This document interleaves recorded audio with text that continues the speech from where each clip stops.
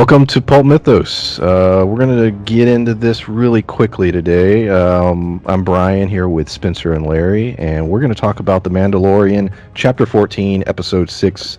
This is Season 2, titled The Tragedy, and fitting titles.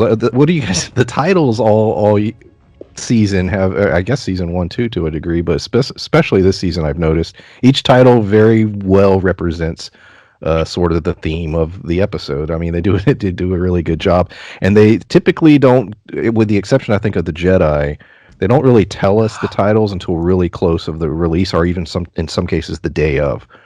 And you know, the tragedy, you see that pop up on your screen, and you're just immediately like, uh-oh, things are going to go really bad, and they do. They go very bad for Mando and Grogu. Initial impressions, because I mean, obviously this is the Boba Fett episode, and we're going to get into all that. But initial impressions, we've been talking about the last 2 weeks. I thought that was some of the strongest episodes of the series. And what do you guys, your initial thoughts on this one? I didn't hate the fact that, they brought, Boba back. We knew he was coming. There's a lot of things that I liked about the episode, but there were some things I didn't, and not even from a storyline standpoint, but some of the action sequences seemed choppy. Like they'd speed up and then slow down and speed up. From a technical standpoint, I didn't like that. And then I saw who the director was, and it made a little more sense because it's Robert Rodriguez. So a lot of his style I like, but I don't think it translated well to this format. I like this one. It was it wasn't like necessarily one of my top episodes of all time, but I did like it. The action, I didn't notice the choppiness, at least not on my first viewing. I might have to go back and check that out because I've actually heard that a couple of times now. We got some very cool fight scenes. Well, as you mentioned earlier, Brian, it just kind of felt like primarily it was one big fight scene for the most part. But other than that, it was a good episode, very action oriented.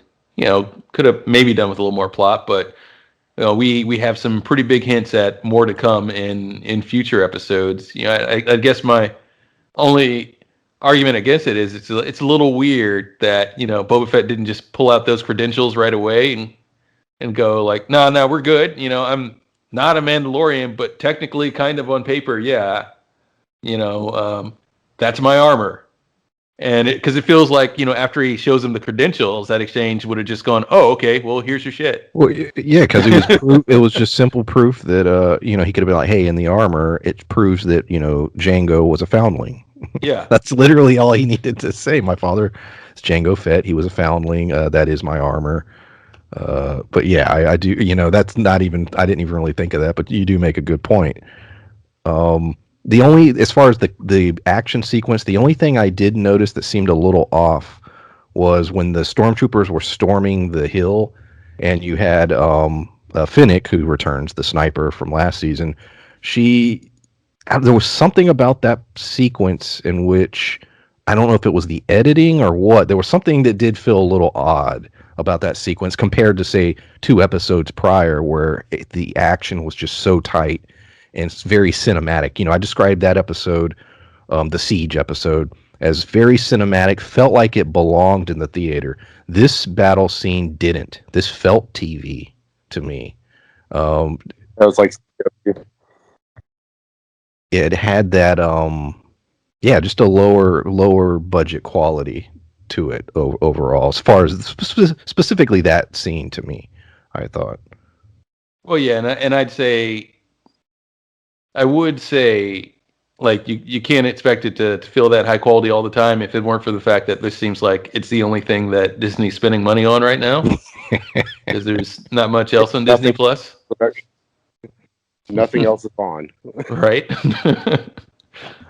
So let's talk about Boba Fett. Just to go all into him, this was his episode, his moment to shine. Fett is an interesting character in the original trilogy. He's nothing more than just a cool looking guy.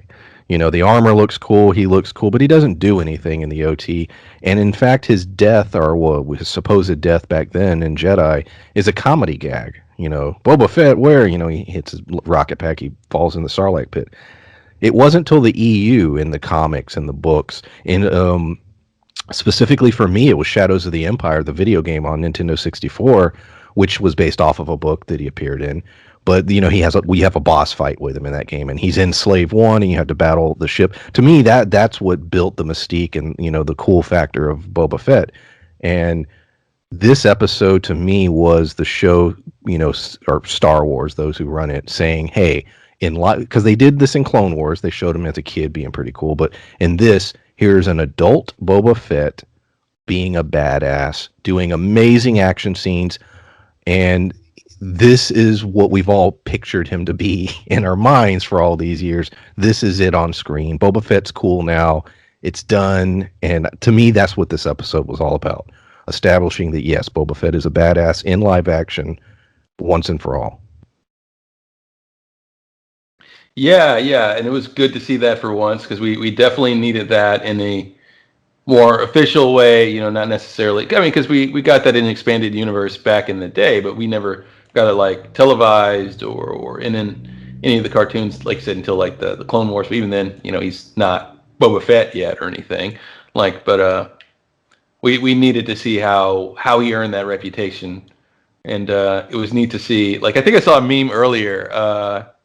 Like what's the name of the showrunner for this episode? Rodriguez. You said his last name. Robert Rodriguez. Yeah, there was a little meme of the evolution of what Robert Rodriguez thinks a gun is, and it's like the guitar suitcase from. I mean, the guitar gun from Desperado. From Desperado, and then the machete, the bra gun, and everything, and then the knee rocket for Boba Fett.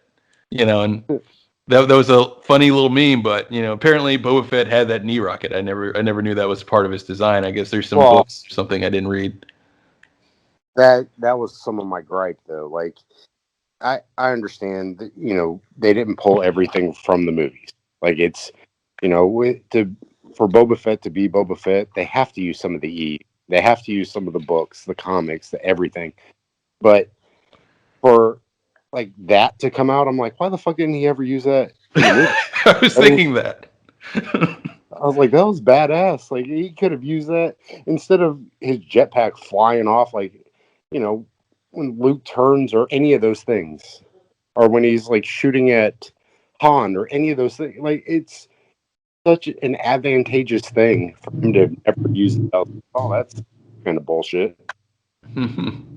Yeah, and it's because it was pretty cool, and it seemed like what did it work like the whistling birds kind of, except he's got it in his knee, and yes, he could have definitely used that against a Jedi, when he's fighting Luke and everything. Yeah, definitely. We do get to finally see he's been carrying. We saw him in the first episode, the Marshal, this season. He's carrying that Tusken Raider staff. We see it often in Star Wars, but we've never seen it truly used in action. Not like this. That was the coolest thing about Boba Fett, I thought, besides the knee thing. Yeah, he beat the hell out of multiple troopers just with the staff. This was before he got his armor back. That was cool. I was just like, oh, that's how it's used. That was my thinking the whole time. Well, yeah, because you never see those things like really utilized. And it's such a weird looking weapon. I guess, yeah. At least to us, maybe it comes from a different culture, and some people have a better idea of how it works. But as far as my perspective, like you look at it. Nobody knows. Nobody knows what works better.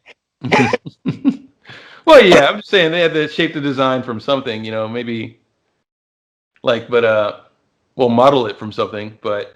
Just looking at it, it's weird, because it looks like a staff with a pine cone at the end, and it looks Islander-ish. Like if you look at the Mari Warrior stuff, yeah, because I used to watch that weapons show or the I don't remember. It was a show that was on TV all the time, but it was like versus. It's like Spetsnaz versus the Navy SEALs and Spartan versus this. And that always just analyzed their weapons, and it looked like something one of the Mari warriors would use. It does look like that, and that's one of the things. That's what I was thinking of, because it looks like a sci-fi version of like a Maori weapon. Um, but yeah, and that brings up the question in, which I'm wondering. Like, we have Boba Fett with his staff, and we have the Mandalorian that we're following, and he's got his Beskar spear. So I'm thinking we're going to see more, of like sort of a melee fight happen, and maybe not next episode, but the episode afterwards. That, like, I imagine they're going to get to Gideon, and we'll see these two fighting Gideon. The spear thing, and I can't believe I didn't bring this up last week. I had read it later and was like, of course. Pedro Pascal played the Viper on Game of Thrones. Oh, yeah. Yeah. Right. So he's trained and he's messed with spears and the actual actor. And so it's like, oh yeah, they gave him a spear. And that makes sense. The actor we know, the Viper, that he was a master in that particular weapon, and that really cool fight scene between him and the mountain. Is that his name? I'm starting to forget my. Thor. Well, good reason given that ending. So, it's like, oh yeah, they're giving him a spear. Oh yeah, okay, cool. I would that thing has to come into play. I would assume in the next couple episodes. There's only 2 left this season, and I would definitely think it's going to come into play at some point. His ship blew up. Let's talk about that. The Razor Crest is gone. That shit ain't coming back. So will Mando get another vehicle? What do you think is going to happen as far as his transportation? Slave One. Yeah, it's going to be Slave One for now. I'm hoping this doesn't happen.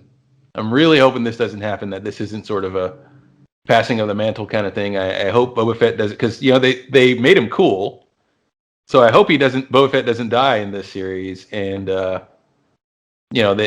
make it so that he has Slave One from then on out. Like, but then again, he's probably getting like a side series or something. It's going to be a spin-off show most likely, so that's not going to happen. There are rumors it takes place before. This is just a rumor, but there was rumors that a Boba Fett show will take place prior to season 2 of Mando. But to me, the Mandalorian getting the Slave One wouldn't character-wise make sense. He threw such a fit about getting his armor back. Why the fuck would he give up his ship? Character-wise, it just doesn't make sense to me. Well, yeah, that's why my assumption was that if it happens, then Boba Fett's going to be on his deathbed. That's the only way it would make sense to me at all. Otherwise, he's not. I said that would work, yeah. Yeah, and I kind of don't want that now that they made him cool. Because we've got a lot of cool scenes with the character, and clearly there is a past there. And if it does take place before the series, there's a lot of lead up to this point. Even if you were going to make it take place after the original movies, but before this series, there's a lot that leads into that. But it would be weird having a series of Boba Fett without his armor. So yeah, we could be in a scenario where it's set between, right after the prequels and roughly in the era of the original Star Wars movies. The only issue with that is the actor. The rumor is he's playing the part, and there's no way he's gonna look like young Fett. I don't think. Unless they do kind of like what the Mandalorian did, doesn't take his helmet off. True, and I'm just looking from a body type, and I'm not, I'm just saying the guy's, he's not as fit as he was at one point in his career. I'm not saying he couldn't get there, but if the rumors are, like I said, these are just rumors. If the rumors are true, they're already in production. Like, this is being done as we're speaking. Right. So we're already shooting. Well, in his defense, I'm not critiquing it. I'm just saying I don't see he's not going to body type wise. He's not going to match Boba Fett in Jedi. That's what I'm saying. Well, no, because Jeremy Bullock was super skinny, but my friend Pat was like, he needs to switch to skim blue milk instead of, I guess, the the whole skim blue milk. But or whole blue milk. But like part of what he was wearing too, it was basically like a giant fucking poncho. So it could have been he's not as big as he appeared to be, because of he was basically wearing like one of those snuggie jackets. But Well, I don't know. like, well, I found it weird that it seemed to me, and like, I guess tell me if you felt this way, but it seems like they kind of like they kind of wanted him to look out of shape. Like he hasn't been Boba Fett for a while because the armor was kind of ill-fitting, even though it was his armor. It was definitely ill-fitting. There's no question. Agreed, 100%. Yeah. So like I guess the look is it seemed small on them, and that may be the sort of thing. Like if they're doing a prequel of some kind, they're like they may have wanted to, like I guess with costume design, kind of make him look really out of shape, and maybe film this episode first, and then have him hit the gym, and then make him a better fitting armor for the prequel if it's gonna be a prequel. Yeah, we should have an idea. The room, yet again, these are all rumors. December 10th, which is Thursday, is the Disney has a big show where they're going to announce a whole bunch of stuff. We assume they're going to announce streaming shows, the future of Disney, not the future in Disney, but the future of Star Wars, at least for the next year or two, a whole bunch of stuff. And part of the rumor that this will be a part of that, so we hopefully would get a few answers on this before the next episode of Mando by next Thursday. So we should know. I was on the internet trying to find out how old somebody said Boba Fett was, and not the actor, but like how old he was in this, because this wouldn't be long after. This would only be 5 years after Starlight Pit. Yes, but Boba was because Jango. They used Jango to clone everybody from, and Boba was a clone. Yes, so that's what I'm saying. But they aged faster. The clone. That's true. Good point. So that's what I'm thinking is how old was he at this point? Because it's almost like dog years. Like if he's 25, then he's really 65 or whatever. Yeah. There is an exact. They say it in Clone Wars. I don't remember. I don't remember exactly. I was trying to see because I knew somebody had posted it. I was reading it like a while back, but I don't remember. So I was trying to find it. But yeah, they do age really quick. Yeah, I'm just wondering if Boba Fett ages at the same rate as the other clones, or does he age a little slower because he was, just custom made to be Jango Fett's son? I honestly don't know the answer to that. I'm sure I'm sure there are those who do. It's probably on Wikipedia. Yeah, I'm not 100% sure because remember he was part of the payment for Jango Fett's DNA. He wanted to raise a son, and so they gave him one of the clones. But you're right. I don't know what ages them. Is it just something they put in their genetics, or is there something they do to them or give treatments or food? I really don't know. I would imagine almost like performance enhancement because they're trying to age them rapidly to get to the point where they're at full maturity, so that way they're productive and they don't have to wait 18 years for them to be a viable source of a soldier or power. So they probably try to do it quickly, but I don't know how much that ages them after point of it.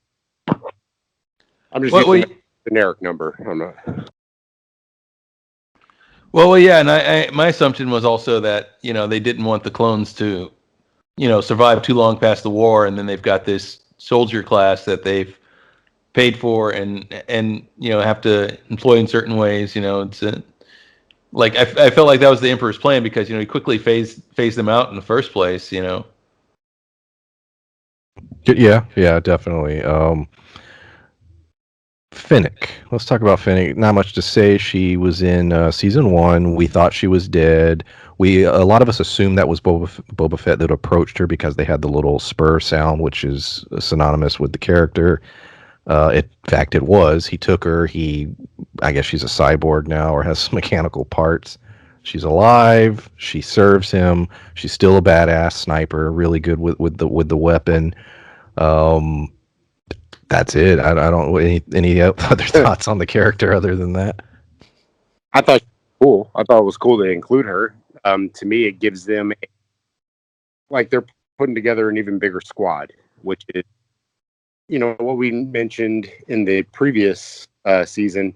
It felt like all the people that they were coming in contact with were going to come up later. So even the announcement of Bill Burr coming back. And I don't remember the character's name, but so you have characters like that coming back.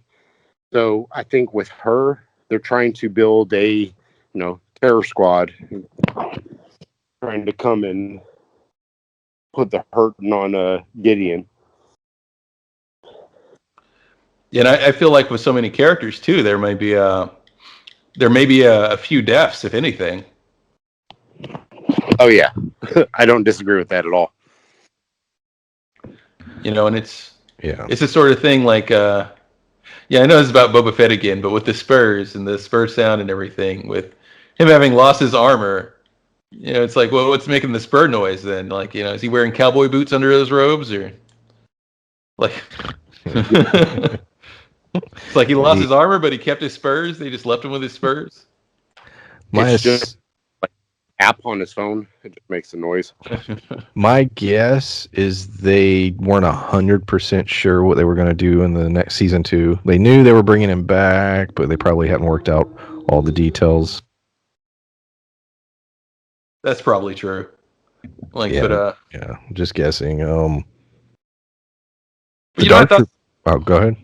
Well, she was I just want to say she was pre-Gideon and everything, so like we didn't know about Gideon during her episode, and I may be mixing her up with another character, but I'm pretty sure I'm thinking of the right one. Kind of thought back then it was like she's a decent character to follow. I thought it was odd that they killed her off so early on, because I'm like, well, we don't have a lot of reoccurring, other than we didn't at the time. We didn't have a lot of recurring characters that would come back into the series, and I thought she might have made a good antagonist. Some thought that was the worst episode of the season, or one of the worst episodes, because both characters introduced died, and there was really nothing gained in that particular episode, season 1. Yeah, I recall complaining about that, and so I guess it's good and it's interesting to see her, but the problem that I kind of wanted her character to fix is kind of fixed at this point in a way, because, well, there are a lot of reoccurring characters now, like, but I don't know, there are some interesting things we can do with that. No, I understand the gripe, because it's one of those things in that episode when it aired, you felt like these two people were going to be super important, and then one dies in like 30 seconds, and then the other one's a snake, and he ends up dying. So it was one of those things where once it was like a Darth Maul type thing, but quicker. You have these really cool character with a cool premise, and then you kill them off. So I'm glad to know that they didn't, but at the same point, I already stopped caring. Like, I didn't care anymore. The Dark Troopers did appear. They stole Grogu, but these are the droid versions. These are not the, at least they appear to be just the simple droid versions from the EU. Doesn't mean they're not going to try and create the Force-sensitive versions at some point, but definitely the droid versions. They look cool. They're in one, that they don't do a whole lot in the episode, but they are name dropped as Dark Troopers, so that is canon now. Any thoughts on the Dark Troopers besides the fact they look like Cylons? Even the whole helmet, the eyes, everything. The flying, and it had a lot of elements. I was like, Well, that's a bit weird. But some of the ways they move look like IG-88, like the wrists, the hands, and everything.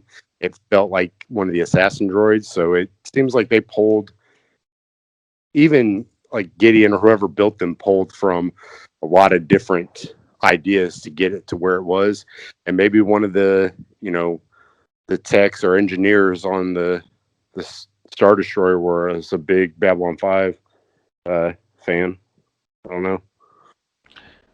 Yeah, it seems like it. Or, maybe someone forgot Babylon 5 while they were doing some design work and, thought they were coming up with something cool and original. And it's just now, I guess, after reviews are coming in and everything, realizing that they made Cylons.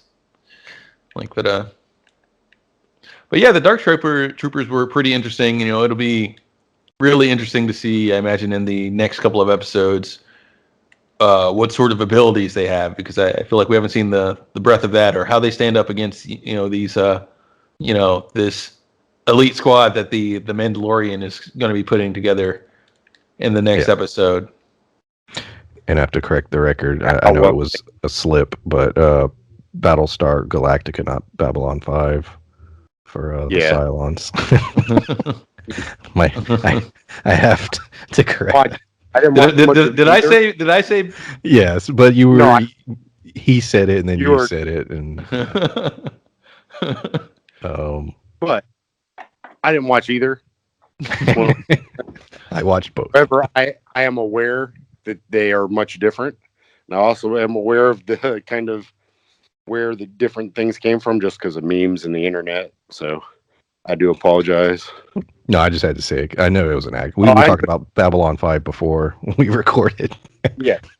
And that's where that came from. And it was one of those, like, I didn't want anyone calling. Larry's a hardcore sci-fi fan, and I didn't want anybody being like, you don't know the difference.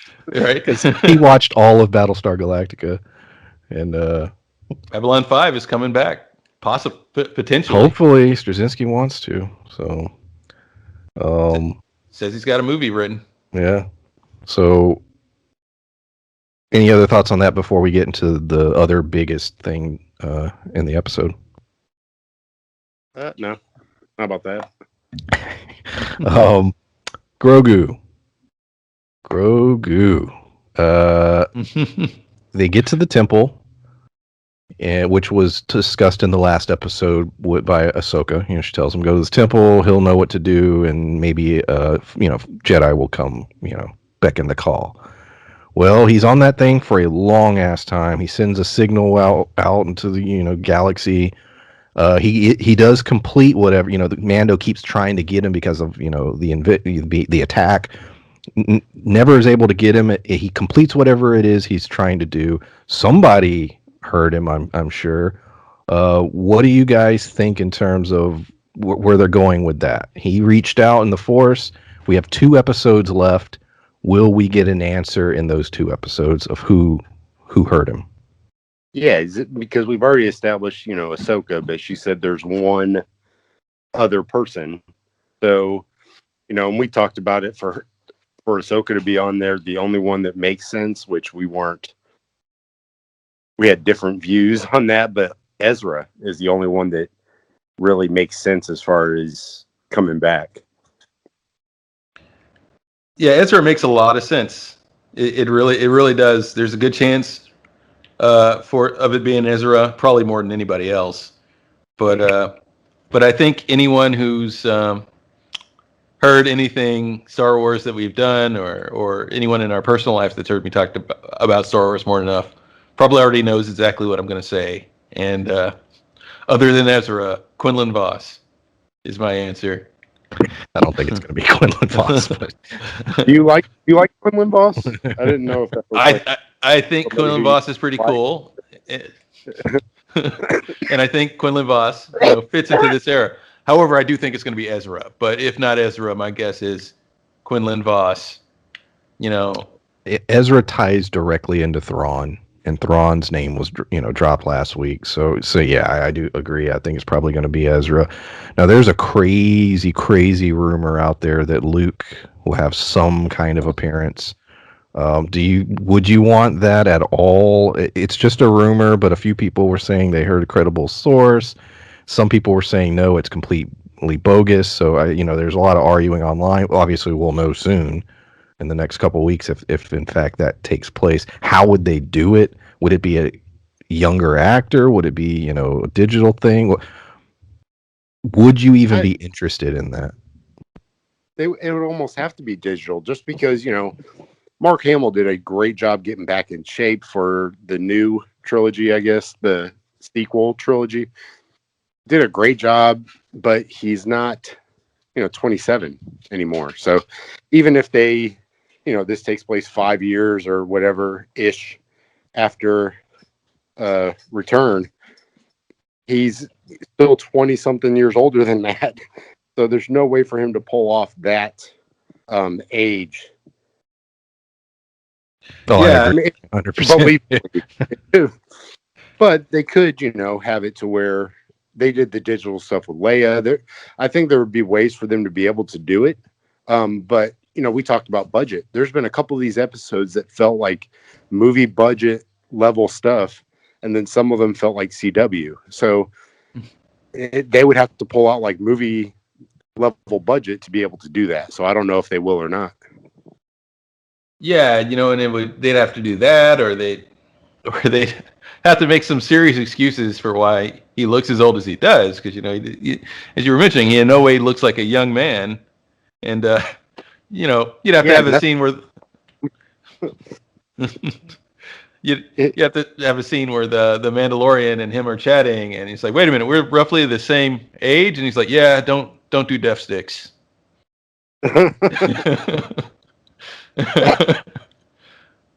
Yeah, I when I heard the rumor, I was just like, I don't think that's going to be it. I hope not. I think it was just some sites trying to get some clickbaity, articles out. But at this point, it's one of those. On the other hand, a lot of rumors have been true so far. A lot of the Star Wars Mandalorian rumors have proven true in many ways. So shit, who knows? Like I said, we'll know in the next 2 weeks. There's only 2 episodes left. Even if it's Ezra, it's going to be a little surprising. Only that we've had 0 rumors as far as casting. So you know what I mean. So that we wouldn't, if it is, they kept that secret as far as who's playing the role and all that. So I really don't know. Maybe it could be a thing where we get a vague ass answer at the end of the final episode where somebody's coming, but you don't necessarily see them. That would irritate me. But that could be possibly it. Or maybe they just name drop Ezra and he's coming, but he's not there yet. So there are options, but next episode, like let's talk about real quick, Babe Grogu. I was gonna say, I do want to mention one thing that if my secondary guess is correct, and there is a third one that a lot of people think, and it's possible, but I feel like it's barely possible, even though there's been a lot of talk about it with George Lucas himself and a few other people, who actually work on Star Wars now, and that possibility is Mace Windu, because you never actually see Mace Windu die. But that. You said you can see that one? I could get behind that. Yeah, that would be pretty cool. That would be a cool one to see, and I definitely would be good with that. But I just want to say if it is Mace, there's a lot of explaining they've got to do. I'm pretty sure we'd get a book about it as well, if anything, and if it turns out it's Quinlan Voss, which I think we all agree that's the least plausible of the things that we've mentioned so far. It may be the sort of thing, because we mentioned, like, it may not be a good person who, it may not be a Jedi that shows up. It could be like a Dark Jedi or a Sith or something. Quinlan Voss could still very much fit that role, depending on where his head is at in this particular era. I would completely be on board for Mace Windu. And matter of fact, I'll go as far as to say, if Mace Windu doesn't play a role in Star Wars in the next, 3 or so years with the Disney Plus stuff, I'd be surprised. That's a missed opportunity. Absolutely. Whether or not I think it'll be him this time, I don't. But you're right. There have been some speculation. I've seen a couple interesting videos saying why it could be the case. We know he would be into it. We know, he works with Disney very closely, Sam Jackson. So that would be awesome. I'd be definitely into that. And that could tie in if another thing that could lead to it having actually been Mace Windu is who got Grogu out. We know somebody helped him escape. That's a good point. Now, Mace got thrown out the window. the purge happened moments later. That Vader was became Vader at that point, and then he did the purge. When Mace fell out the window, if he was hanging on to life and thought to himself, what am I going to do? Maybe he got to the temple and got Grogu, and they both escaped. That to me, that's plausible. That is possible. And not only that, but it would explain one other thing too. Like they haven't found a language to communicate with Grogu in yet. So it would take someone like a Master Jedi to sort of communicate with Grogu the way that Ahsoka did, and teach him to suppress his powers, because that's one thing Ahsoka was saying that he was doing, that he was hiding that he was a Jedi, out of fear. And who else other than like another Jedi who potentially snuck him out of the temple in that day would teach him that. And Mace Windu fits the profile for it. Close Mace Windu is with Yoda. Yeah. And being, maybe Yoda had told, they could, retcon this, but maybe Yoda, he was like, yo, Grogu at some point's going to be, the next me. And as far as power, and maybe Mace thought about that and thought, well, if there's ever a chance at defeating Vader, or at that point he didn't know his name, but this could be it. You know what I mean? Like, there's ways to do the story. Absolutely. And Mace Windu would perfectly fit, be the perfect puzzle piece to fit. Right. Well, and I think you showed in this episode too with Finnick that robot parts. You also have Darth Maul, who was bottom half completely robot parts. So unless his head came off his body when he hit the ground, Mace coming back to life, being that high of a Jedi, him surviving that fall is not, to me, that out of the realm of possibility. Not at all. Yeah, he could have slowed his fall using the Force. He was one of the most powerful living Jedi. He was the greatest lightsaber duelist at that point. He absolutely could come back, and it'd be cool if he did. So there's a lot of potential there. We talked about it before the recording, how great Grogu just effing up those stormtroopers, slamming them into walls and into each other. I mean, it was funny as hell. So let's talk about the big question. Okay, the Dark Troopers have been name dropped. They're droids. So we might not necessarily be making a Force sensitive army. Maybe we are, maybe we're not. It's a question in the air, not answered. We know they were creating those clone. They were taking people and they were trying to imbue them with Force powers. We know that. Is this tie into Snoke? Does this tie directly into cloning the Emperor's new body? Is that all this is? What do you guys think? What do you guys think the purpose of getting Grogu is? What is it that Gideon is trying to achieve? And does this directly tie to the Emperor himself? I think it would make way more sense that way.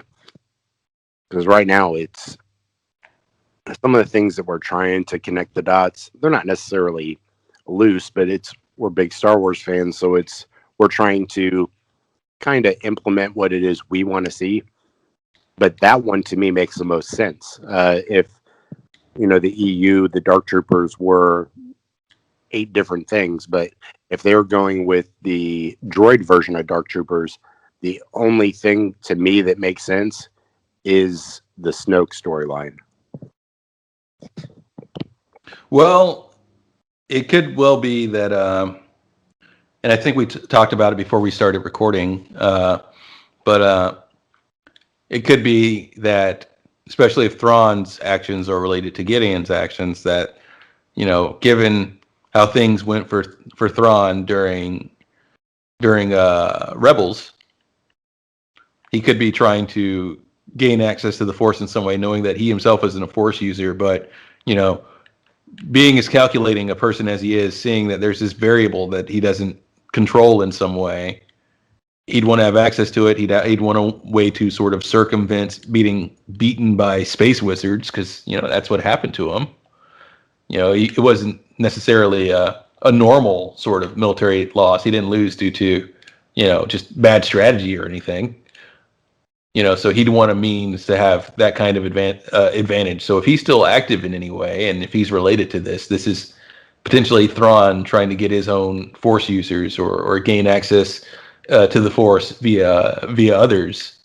And if it is Thrawn doing that, it may be unrelated to the Emperor or to Snoke. I think I don't disagree with that.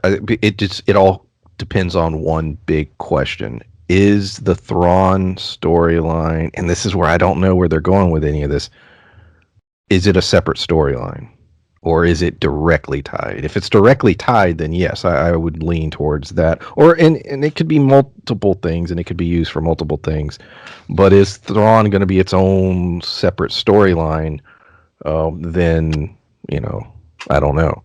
I think, like I said, we'll get more clarity, I think, next week when Disney announces, what their next slate of shows are going to be, and we'll have somewhat of an idea of where they're going with all this. That would help. Yeah, definitely. I think that is the big question. That's been the question since the beginning. What are they going to do with Grogu? What do they want with him? What is the purpose? When we saw those tanks, obviously they really looked a lot like the Snoke bodies and the tanks that Palpatine was keeping. We know Palpatine's body. I think they established this in a comic or some crap, but his body's all messed up, and they're having to clone bodies for him, and it's a whole mess, continuity wise. But yeah, I don't know. I am interested to see where this is going, where that storyline is going. Moff Gideon's a great villain. Hopefully we get we keep him around. Do not kill him off this season. I would be very, very disappointed if that was the case, unless you replaced him with someone cooler. I don't see how that's possible at this point. So, well, and I like the idea of Thrawn, but Gideon's done a great job so far. And Thrawn is not a Mando villain, in my opinion. You know what I mean? I like Mandalorian, but in terms of, does seem like it's a little above his head. Yeah, beyond what he covers. To me, it seems like you'd have to reestablish Thrawn.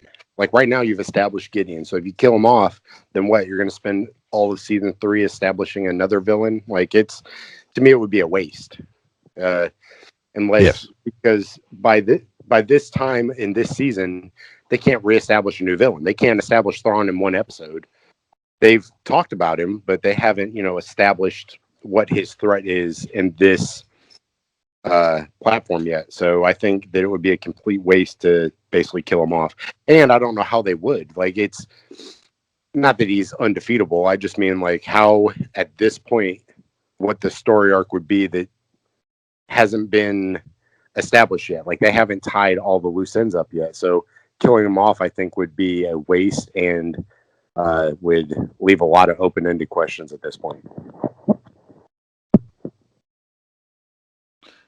Yeah, Thrawn would be more of it feels like it would need its own series, and it feels like that's a good villain for, your more Jedi-focused show. If you're giving Ahsoka a show or something, the scale of what we typically have for The Mandalorian, and the scale that I think most of us want things to be in this show, there's not really room for Thrawn in there. At least not Thrawn as he's usually presented in the type of stories you usually go for with that character. Yeah. Pretty confident in saying next week is, all about breaking Bill Burr out and sort of establishing a plan. There may be a little more to it, a plan and a team, and how are we going to tackle, rescuing Grogu. I'm pretty sure that's next week's episode. Do you think there'll be any surprise? There've been pretty good surprises for the last several weeks. Do you think next week we'll have that big shocking surprise leading into the finale, or do you think it'll be a just rescue Bill Burr episode? Yeah, they're going to rescue just Bill Burr. I mean, he was locked in there with the other one. So, does he not want them? Is it just he wants? I think his information. Remember, he was a Imperial. He was an elite stormtrooper. So well, I'm just saying, like, you can't break just him out without the other ones there. Like, that's what I'm saying is, how are they going to play into the storyline? Or will they at all? I don't know. I don't know because he's probably in a different facility, and Matter of fact, that'd be cool if he was like. I wish they'd go to Coruscant or something, but they're not. Um, but yeah, I don't know. Well, I just want to say this much. It's another sort of plot hole in a way, potentially. Cara Dune is a New Republic marshal now. They don't necessarily have to break him out for that information. All she really has to do is say, "Hey, we got proof that the Empire is still here, uh, and this particular individual still has it." And they question him right away. Unless he resists that somehow or for some reason, then it becomes an issue. But I don't. The only reason I'm going to slightly disagree, and this is because of the questionable writing in Star Wars. If you go look at the Bloodlines book, which focuses on Leia trying to warn about the First Order and everything, and you even go into some of the dialogue this season where they talk about there's some, the Republic's not aware of what's going on. For whatever reason, the way they've written Star Wars, this goes back to the Force Awakens too. The New Republic, when it came to mentioning the Empire or the First Order, they wouldn't listen. No matter what you said, no matter what happened. I mean, if you read Bloodlines, it was ridiculous. And it's just bad writing, because even the New Republic, there's like, oh, there's no First Order, and we didn't care. That's why Leia had to break away. That's why she quit. She's like, I'm out. You guys don't know what you're doing, and she left. So my assumption would be, if the way it's been established in that book and even in the Force Awakens, if she went to them and like, hey, the Empire's doing stuff, they'd be like, oh, there's no Empire. And I'm telling you, it's crazy. It's maddening that they would. I don't know why they did it this way. I don't know why they established, when the guy was asking her to be, a marshal. Even there's that line where he's just like, there's stuff going on out here, that the Republic. I mean, look, they only have two X-wing pilots even patrolling the Outer Rim. Like, this goes to my complaints about the last trilogy. How the hell were the First Order able to build what they built and the Republic just let it happen? But they did. They completely just sat on the side and put their, fingers in their ears and ignored it. Well, yeah, that's my question. I guess maybe books go into this more or something. Is it perhaps the sort of thing where, the remnants of the Empire, they still have like supporters who are. They do. Okay. And Bloodline, I don't want to get too much in. The Bloodlines is a good book. I recommend it. And it is canon. It's one of the canon ones. Leia. There are members within the Republic who were sort of affiliated, or their families were affiliated with the Empire. And so they still maybe keep a little memorabilia in their office, or, maybe a little item that's sort of very imperial. And so there are people in their political system that are very much not in, the Empire is gone, but they clearly were fans of it or not against it. And so there's a lot of political struggle with that. And then on top of that, people are starting to see this whole First Order thing, and they're noticing some of these Imperial remnants. Like, these things are not completely secret. And Leia keeps screaming, "What are we going to do about it?" And some of those elements don't want to do anything about it. And then you have the other side, which I don't know if they're afraid. It's stupid the way it's written, but basically they just don't want anything to do with it. And so that's why in The Force Awakens, the entirety of the Republic's military was around one planet. And they had moved, they changed the rules. The capital was no longer Coruscant. The capital would change depending on who was in charge. And I forget what planet that was, that particular planet and that leader. But one of the women who is in the scene when the planet blows up, she was working directly with Leia, and she was sort of her ambassador, trying to be an earpiece and a communication to the New Republic, and basically constantly begging them to help. And it always fell on deaf ears, and that's why the Resistance formed. It was Poe, and a lot of those people were affiliated with the New Republic, but they rebelled against it. Because they're like, you guys aren't doing anything, so we're gonna form our own military and go off on the side. They were not liked. The Resistance was not liked by the New Republic. They were considered sort of radicals. Well, just learned a lot. That's okay. So there are answers to that. There are definitely There answers to are, that. yes. That's good to know that they've kind of covered that in some ways. And because I was wondering, it's like, well, why wouldn't she just like radio into HQ or whatever and just like, hey, yeah, this guy's a lot of information, and because people are denying because there's still sort of a imperial insurgency to some degree that perhaps wants to see something like the First Order come about. That makes sense.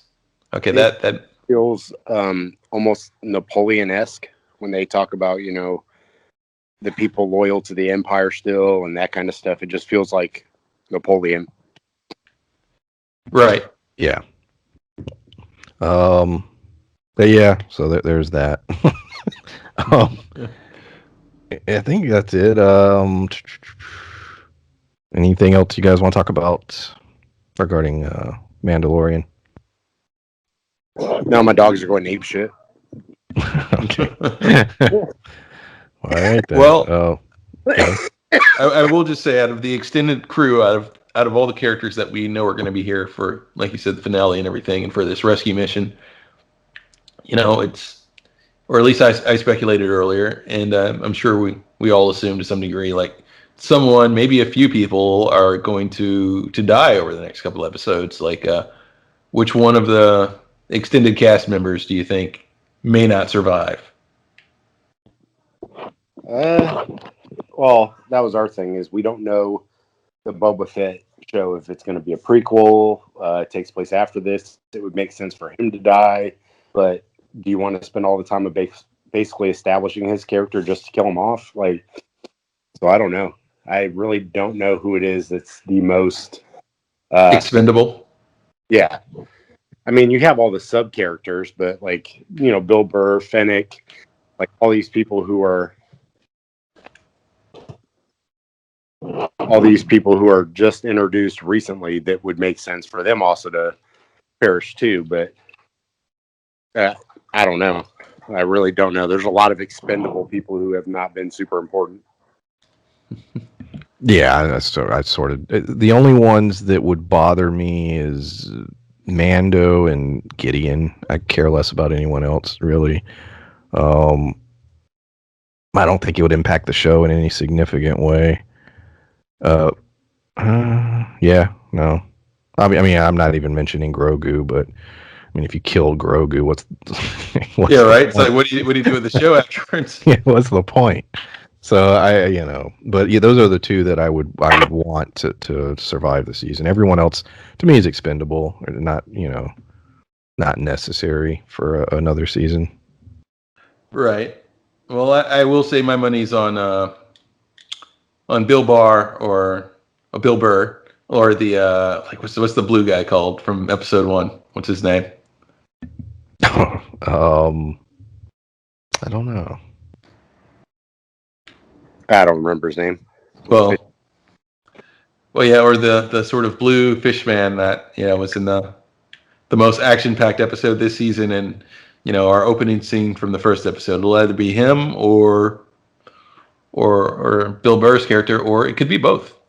Honestly,